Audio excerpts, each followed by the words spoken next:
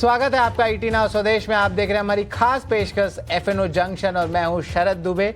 और अगले आधे घंटे हम वायदे बाजार के जो है अहम ट्रेड्स लेके आएंगे, कमाई के मौके ढूंढेंगे और हमारे गेस्ट से भी इंडेक्स स्ट्रेटजीज और स्टॉक्स पिक्स पूछेंगे। लेकिन एक बार बाजार की रुख ले लेते हैं तो यहाँ पे देखिए लगातार चौथे दिन जो है गिरावट देखने मिल रहा है और अब बाजार जो है सीमित दायरे पे काम कर रहे हैं। और अब देखें तो थोड़ा सा जो ट्रेंड है वो कंसोलिडेशन की तरफ देखने मिल रहा है। 25,100 के नीचे जो है निफ्टी आ गया। शॉर्ट बिल्डअप की जो है दिखने लगी है कुछ एरिया से संकेत। और ऑफ कोर्स जो राइटिंग आ रही है ऑप्शंस की ज़्यादातर जो है 25,000 24,950 लेवल्स के तरफ देखने मिल रही है स्क्रीन पे। वही अगर हम निफ्टी फ्यूचर्स की बात करें तो फ्रेश शॉट्स भी आ रहे हैं, लगभग 1.5 करोड़ कॉन्ट्रैक्ट्स की जो है ओपन इंटरेस्ट। निफ्टी बैंक की बात करें तो यहाँ पे अभी लॉन्ग अनवाइंडिंग चल रही है, शॉर्ट बिल्डअप आया नहीं है, बट स्ट्रेंथ अगर देखा जाए तो निफ्टी बैंक का निफ्टी से बेटर है। निफ्टी बैंक लगभग 55,120 लेवल्स पे है, क्रैक आई है। पीएसयू बैंक से ये है कि हाल पे जो सपोर्ट करे, लेकिन आज भी कोई सपोर्ट जो है आपको प्राइवेट बैंक से नहीं देखने मिल रहा है। निफ्टी में आईसीआईसीआई बैंक और आपका एचडीएफसी बैंक दोनों में गिरावट और रियलिटी में जो है बड़ी पिटाई देखने मिल रही है। एफएमसीजी और आईटी पैक में भी जो है कुछ खास सपोर्ट दिख नहीं रहा है। धीरे धीरे करके जो है एक कंसोलिडेशन फेज पे बाजार आ गई है। इंडिया विक्स में भी कुछ ज़्यादा मूवमेंट नहीं आया है। ब्रॉडर इंडेक्सेस की बात करें तो लगातार तीसरे सेशन हम कहेंगे कि एडवांस डिक्लाइन रेशियो जो है बेयर्स के फेवर में। और आज भी देखिए डायरेक्टर साहब एक बार फायर करें तो हमें एडवांस डिक्लाइन रेशियो पता चल जाएगा। वायदे बाजार की बात करें या बीएससी एनएससी की, सब में जो है आपके बेयर्स हावी पड़ रहे हैं। देखिए स्क्रीन पे भी आ गया आपके मार्केट ब्रेड पे। तो यहाँ पे जो है तो धीरे धीरे करके बाजार की जो स्ट्रेंथ है वो कम हो जा रही है और इस पे जो है हमें बात ज़रूर करने वाले। लेकिन एक बार प्रशांत सावंत के रिपोर्ट कार्ड पे भी फोकस कर लेते हैं।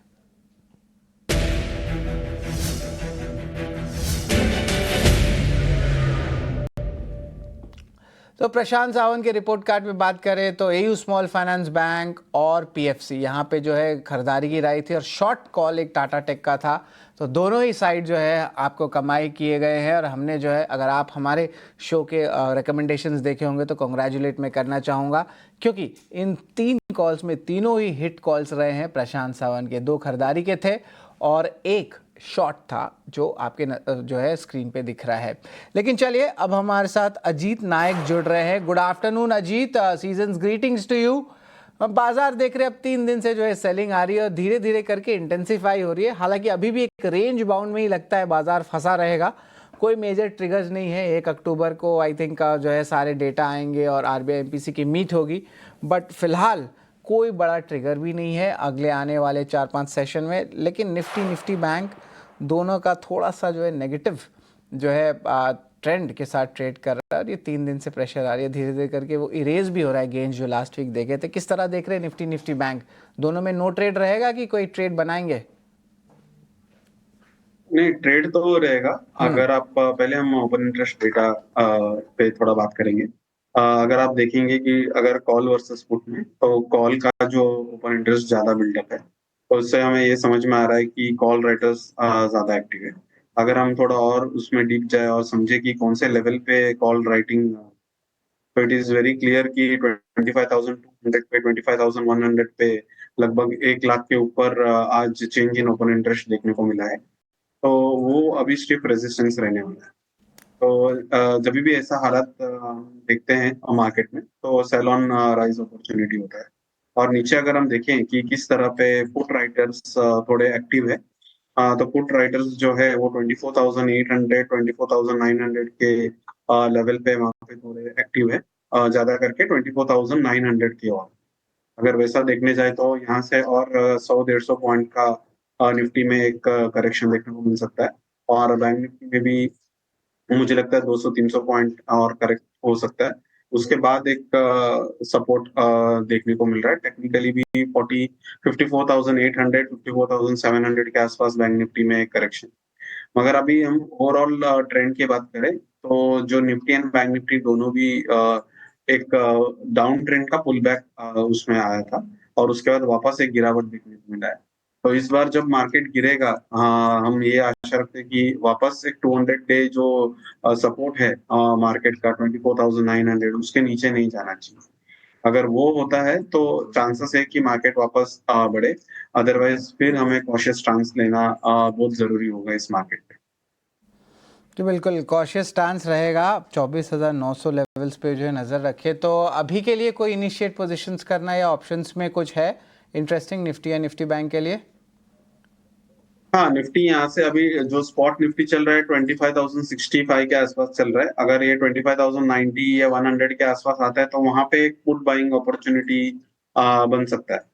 तो यहाँ पे कंसोलिडेशन का माहौल चल रहा है। आपने देखा कि जब मार्केट सुबह 40-45 मिनट्स में जब करेक्शन हुआ था, उसके बाद कंटिन्यू नहीं रहेगा, एक कंसोलिडेशन फेज में जाएगा। वो अब कंसोलिडेशन फेज चल रहा है। मुझे लगता है 12 साढ़े 12 प्लस एक वापस एक छोटा अपमूव आके फिर वापस मार्केट गिरने की उम्मीद में रखता हूं। तो 25 यहाँ से 50 पॉइंट अगर मार्केट बढ़ता है तो एक पुट बाइंग अपॉर्चुनिटी होता है। ये ध्यान में रखना है कि 25,200 के ऊपर जाते ही वो पुट को एग्जिट कर सकते हैं। एट द मनी का पुट बेटर रहेगा, क्योंकि विक्स जो है अभी भी ज्यादा बढ़ नहीं रहा है। तो एट द मनी ऑप्शन ही सबसे ज्यादा फेवरेबल रहेगा ऑप्शन बायर्स। 25,100 का पुट बाइंग कह रहे हैं आप? 25,100 के आसपास। हाँ ठीक है। इम्पोर्टेंट कोई लेवल्स होंगे टारगेट प्राइस स्टॉप लॉसेस? 24,900 24,800 नीचे के स्तर पे सपोर्ट है, तो वही हो सकता है। और ऊपर में 25,200 को नेगेट नहीं करना चाहिए। ठीक है। तो पुट बाइंग की जो है सलाह आई है निफ्टी की तरफ से। निफ्टी बैंक में कोई ट्रेड रहेगा? निफ्टी पुट बाइंग का सलाह है सर, निफ्टी बाइंग का सलाह नहीं। सॉरी हाँ निफ्टी पुट बाइंग का ही है, यही कह रहे थे। हाँ Nifty put buying. Nifty bank में कुछ है? निफ्टी बैंक बहुत वीक है। इसमें अपमू आना भी मुझे ऐसा लग नहीं रहा है कि बहुत बड़ा अपमू आएगा। ठीक है। तो फ्यूचर्स के लिए निफ्टी बैंक निफ्टी अच्छा रहेगा। ऑप्शन बायर के लिए थोड़ा मुझे डाइसी लग रहा है। तो 52,000 अगर हम एग्जैक्ट फ्यूचर का बात करें, फ्यूचर के लेवल का बात करें, तो 55,350 का लेवल रहेगा, उसको क्रॉस नहीं करना है। उसको ध्यान में रखते हुए तो एक सेल पोजीशन बना सकते हैं। और नीचे के जो नीचे का स्तर है 54,700 54,800 तक देख सकते 54,700 54,800 55,350, तब आप एक सेल कॉल भी जनरेट कर सकते हैं, पर फ्यूचर्स में करेंगे। और ऑप्शंस के लिए पुट बाइंग रहेगा निफ्टी के लिए। एट द मनी पे जो है नज़र रखेंगे। तो निफ्टी बैंक के अलग अलग स्ट्रैटेजीज आ रहे हैं। लेकिन चलिए अजित, अब चलते हैं ताज़ा खरीदारी वाले शेयर्स की तरफ।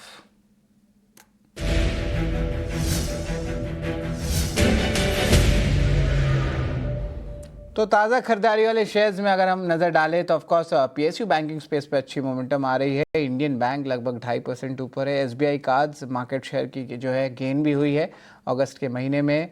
इंटरेस्टिंगली ईएमएस स्टॉक्स में भी अच्छी बाइंग आ रही है। और एनटीपीसी टॉप गेनर आपका निफ्टी इंडेक्स का है।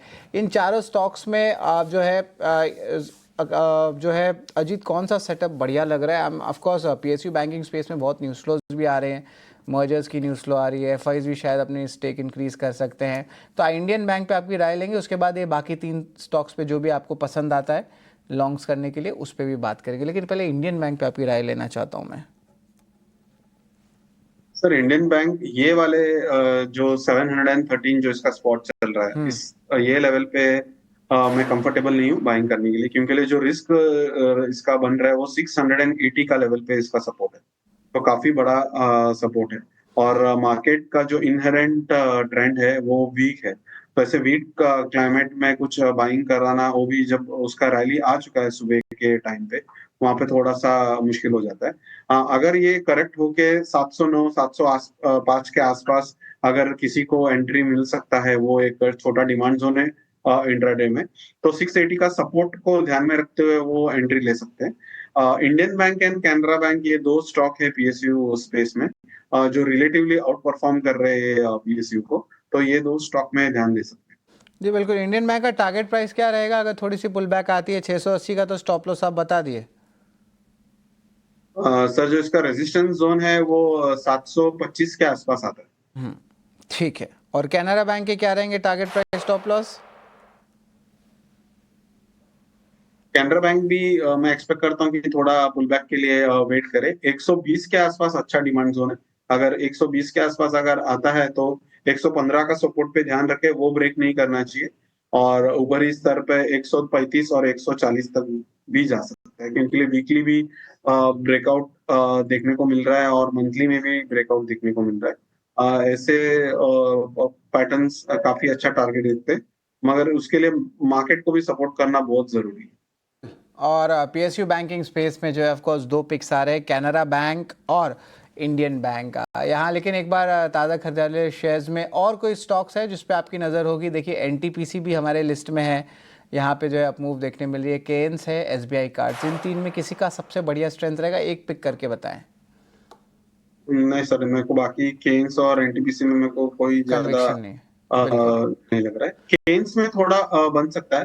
केन्स अगर देखें तो बन सकता है वीकली बेसिस पे। It would be a swing type of a call, intraday या शॉर्ट टर्म नहीं बन रहा है। 20-22 दिन के लिए अगर किसी को करना है तो इसका जो रहेगा 6,900 का इसका लेवल रहेगा सपोर्ट जोन, वो उसे ब्रेक नहीं करना है। क्योंकि आप देखेंगे एक असेंडिंग ट्रायंगल का ब्रेकआउट वीकली टाइम फ्रेम पे देखने को मिल रहा है। तो अगर वो होल्ड करता है 6,900 तो ये बढ़िया एक सेटअप बन सकता है। और ये मगर टारगेट प्राइस फिर क्या भी मुझे रहेगा? लगता है कि जब हालात मार्केट का बदलेगा तब इसमें एंटर करना जरूरी, बेटर मतलब होगा। अच्छा उचित रहेगा। सो पोजिशनल कॉल है, टारगेट प्राइस क्या रहेगा अगर चलिए एक महीना मान के चलते हैं? एक महीना अगर ये ब्रेक नहीं करता है 6,900 तो हाँ, ऊपरी स्तर पे 8,900 और 9,200 भी आ सकता है। वाह। तो रिस्क रिवॉर्ड रेशियो बढ़िया है केन्स का, लगभग 9,200 तक जो है पहुंच सकता है। स्विंग ट्रेड रहेगा, इस पे जो है नज़र ज़रूर रखें। एक बार शॉर्ट कवरिंग वाले शेयर्स को भी एक बार देख लेते हैं, उसके बाद एक छोटा सा ब्रेक लेंगे। डायरेक्टर साहब एक बार शॉर्ट कवरिंग वाले शेयर्स को एक बार लेके आते हैं स्क्रीन पे, देखिए यहाँ पे कोई कमाई के मौके बन रहे हैं कि नहीं। और कुछ खास नहीं लग रहा है, जिस तरह Asian Paints, Tata Chemicals, Jubilant Food Works, Nykaa. Ajit, इन चारों स्टॉक्स में कहीं पे लग रहा है कि कुछ फ्रेश लॉन्ग्स आ सकते हैं? Jubilant Food Work, Nykaa, Tata Chemicals, Asian Paints, मेरे हिसाब से तो उतना लग नहीं रहा, लेकिन आप एक बार देख लें। नहीं, मेरे हिसाब से भी इतना नहीं लग रहा है। दूसरा करेक्ट। एक स्टॉक मुझे बोलिए। जो थोड़ा सा बेटर लग रहा है वो है लार्सन है। लार्सन पे अगर हम ध्यान दें तो वहां पे भी एक अपॉर्चुनिटी बन सकता है। जब तक 3,600 नहीं ब्रेक करेगा लार्सन तो वो एक बढ़िया स्ट्रेंथ दिखाई दे रहा है ऐसे मार्केट पे। और जो भी इसका जो नेगेटिव वीकनेस था टेक्निकली वो मुझे लग रहा है सबड्यूड हो चुका है और एक पॉजिटिव ट्रेंड फॉर्मेशन के ऊपर जा रहा है। तो 3,730 का लेवल पे ध्यान रखें, वो जैसे अगर क्रॉस करेगा तो एक वैलिड ब्रेकआउट आने का चांसेस है। क्लोजिंग बेसिस के लिए वेट करना बहुत जरूरी है। फिर 3,600 का सपोर्ट जोन पे इस पे ध्यान रख सकते हैं। और अपसाइड जो है इसमें एक अच्छा अपसाइड हम लोग को देखने को मिल सकता है 3,900 से 4,000 तक। तो लार्सन एक क्या बोलते हैं उसको, अनयूजुअल पिक हो सकता है क्योंकि लिए काफी टाइम से लार्सन परफॉर्म नहीं कर रहा है। अभी शायद इसमें चांसेस हो सकता है। जी बिल्कुल अजीत, आपने बहुत सही कहा। एल&टी ने परफॉर्म नहीं किया, लेकिन धीरे धीरे करके जिस तरह ऑर्डर्स आ रहे हैं, फंडामेंटली भी न्यूज़ फ्लोज एक एक करके आ रहे हैं, और ये देश का सबसे बड़ा इंफ्रा कंपनी, अगर प्राइवेट कैपेक्स पिकअप होता है तो ये कंपनी सिग्नल देती है। और अब इनिशियल सिग्नल्स आने लगे हैं, पिछले 3 से 4 सेशन तक मैं देख रहा हूँ यहाँ पे स्ट्रेंथ आ रही है, और शायद ये सस्टेन भी कर जाए, तो ये बहुत बढ़िया पिक है अजीत आपके तरफ से। लेकिन चलिए एक छोटा सा ब्रेक लेते हैं, ब्रेक के उस पार ताज़ा बिकवाली वाले शेयर्स और अजीत के अहम टेक्निकल पिक्स हम लेके आएंगे।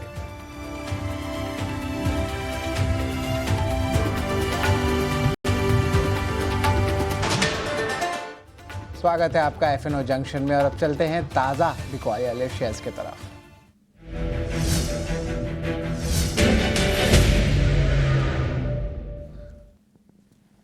तो ताज़ा बिकवाली वाले शेयर्स की अगर बात करें तो कोटक महिंद्रा, यहाँ पे गिरावट आई है। आईटीसी एक हमेशा एक रेंज में फंसा रहता है, आज भी ऑलमोस्ट फ्लैट है, नेगेटिव बायसनेस के साथ ट्रेड कर रहा है। बीएचईएल, श्रीराम फाइनेंस थोड़ी सी मुनाफा वसूली इन काउंटर्स में देखने मिल रही है। डायरेक्टर साहब एक बार लॉन्ग अनवाइंडिंग वाले शेयर्स को भी ले आइए, कहीं पे कन्विक्शन दिख नहीं रहा है।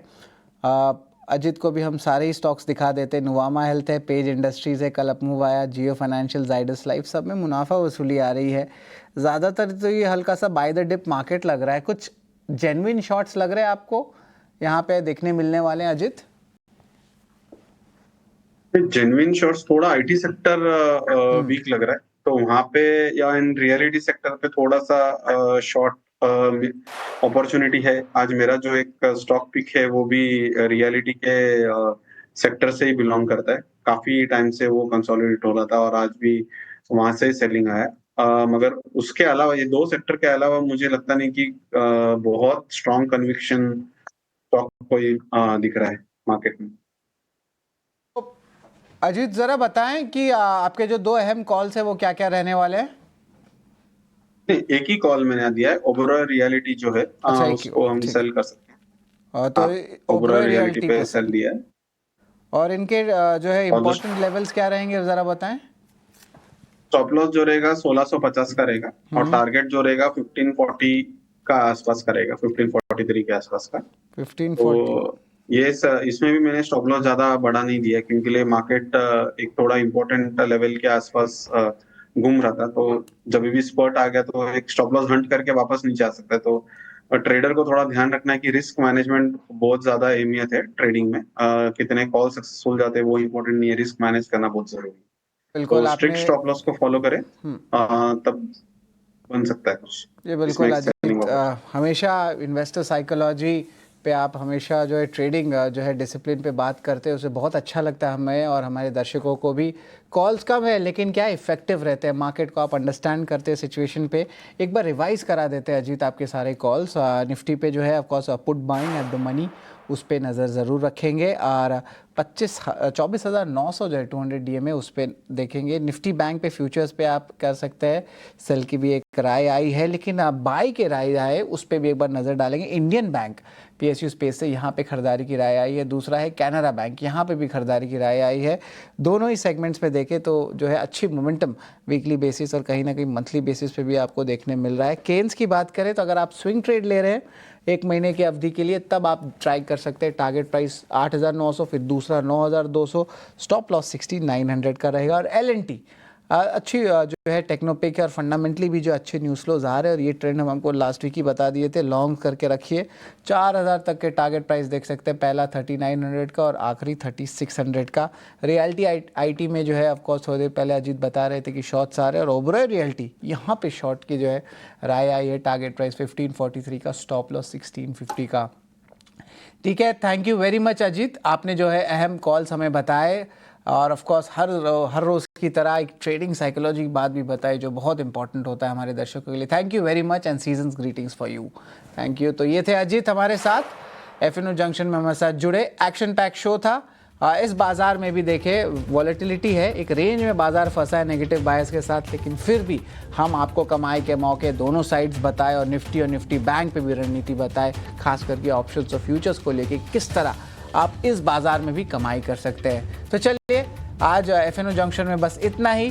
अब हम अगले शो की तरफ चलते हैं। हमारा शो का नाम है मिड कैप एक्शन, जहाँ पे अभिषेक सत्यव्रतम मिड कैप स्पेस में कहाँ पे कमाई के मौके वो सब लेके आने वाले हैं। आप हमारे साथ जुड़े रहे, देखते रहे ET नाउ स्वदेश।